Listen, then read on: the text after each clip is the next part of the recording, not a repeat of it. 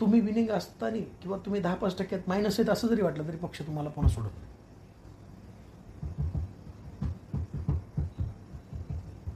आपला प्रवेश घेऊन टाका ना. आपण 3-7 मधून लवकर रिकाम होऊ आणि प्रवेश तारीख ठरवून टाका. आपण काय करू आता, उद्या महबूब भाईला बोलवलं, आपण बसू तिघं. महबूब भाई लई चिडलं याच्यावर.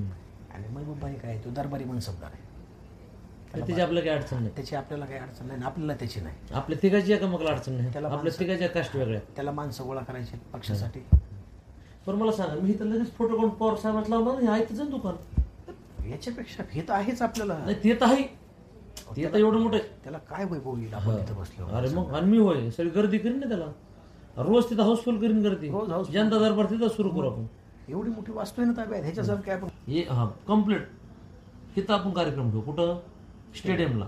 आणि तिथं एक पवार साहेबाची सभा बी घेऊ, जयंत पाटलाची सभा घेऊ. एक कार्यक्रम बी होऊन जाईल आणि माहोल बी तयार होऊन जाईल. ते काय एवढी मोठी सभा म्हणलं सगळं मंत्रिमंडळ तुमच्या पक्षाला येईल, सगळे लोक येतील. हा त्याला सदप्रवेशाला आणि बाबूसाहेब सगळं. आपण मोठा जंगी कार्यक्रम ठेवू.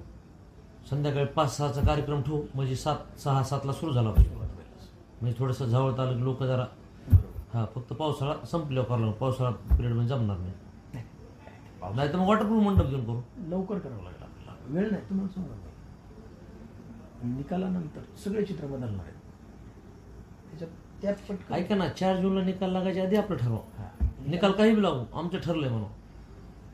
निकालानंतर सगळे 4 जूनच्या आधी शब्द देऊन टाकू. पण उद्याच आपण फायनल करू बैठक आणि लगेच आपण जयंत पाटील साहेबांना बोलू आणि बाप्पा आपण जाऊन त्यांची एकदा भेट घेऊ. बाप्पाला मतदानाच्या आदल्या दिवशी जाऊन भेटून केजमध्ये सगळं नियोजन लावून मी आलो रातोरात. मी भागवतावर गेलो. माहिती हे तुम्हाला कळलं नाही, लगेच त्याला माझ्या झिरोमध्ये गेलो. काय असतं कोणी ना कोणी असतं. नाही ना, कुणीच नव्हतं ना.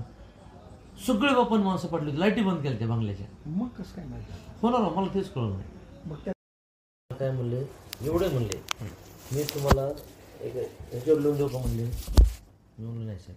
म्हणजे इथपर्यंत केलं त्यांनी. आता आपण दिलेला शब्द पाळला, त्यांनी पाळा. आता मी पूर्ण काम केले बाप्पाचं माळाजवळ सोडून. माळाजवळच बी कसं जे तुतारी म्हणलं त्याला तुतारी, जे करण्यासारखं आहे त्याला कमळ. ते बी लईतले माझ्या गावात 100-200 मतं जास्त होते. कोणाला? ताईला. ते बी करून घेणं गरजेचं होतं मला. आपल्याला उद्या ओबीसी गावात ओबीसीचे मतं मला पाहिजे उद्या निवडणूक लढताना. मला जातीवादी शिक्का नको. बरोबर. त्याचाही फायदाच होणार आहे.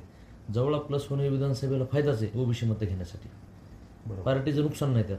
मी जरी जवळ मतं एक गाव आहे ना, पण बाकी 376 बूथवरली सगळी यंत्रणा मी बाप्पाला देऊन टाकली होती. हे बी तितकंच खरं. बरोबर. प्रमाणे दिली ह्यावेळेस.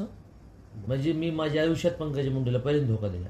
नुसती यंत्रणा नाही, पैसे देऊन यंत्रणा. पैसे बी दिलेत मी बाप्पाला. पैसे देऊन. हा काय झालं, मी सातुद्राणीकडे गेलो आणि आता ह्याला होतो वाळव्याला. सगळे यंत्रणा दिली मी ह्यावेळेस. मी प्रामाणिकच बाप्पाचं काम केलं ह्यावेळेस. मनात काय झालं बरं का, म्हणजे ह्या वातावरणामुळे तर नाही, मी आधीच ठरलं होतं बाप्पाचं काम करायचं. 4-5 महिने आधीच ठरलं होतं. बाप्पाला उभा करण्यात सुद्धा मी बैला विचारा त्याचं मत परिवर्तन करण्यात मी किती कारणीभूत होतो. म्हणजे सगळ्या प्रक्रियेत मी बाप्पासोबत रात्र थांबलो मुंबईत. हे हरामखोर लय खालच्या पातळी आहे. कोण? धन्यानवाला. अरे लय माय खाली. म्हणून तर त्यांच्या बरोबर यायचे ना आपल्याला. त्यांना खेटू आपण, काही विषय नाही. बीटमध्ये एखादा धनंजय मुंडेची आपण गाडी फोडू. मी फोडण्यासारखा फाटका माणूस खेळतो. अरे मी तुम्ही तर आपण करू ते. पण कधी ते इकडे आल्यावर मग ते फोडण्यात मी माझे. त्याला एक ठोका, एक दगड, आपण 50,000 प्लस 1 कोटी 2 कोटी खर्च होत कमी होता आपल्या एका ठोक्यात. नाही प्रेस घेऊन बी काही बोलतो मी पुन्हा. तसलं नाही, अंगावर बी जातो पुन्हा प्रेस घेऊन. ते बी लोक जाहीर चॅलेंज करू त्याला.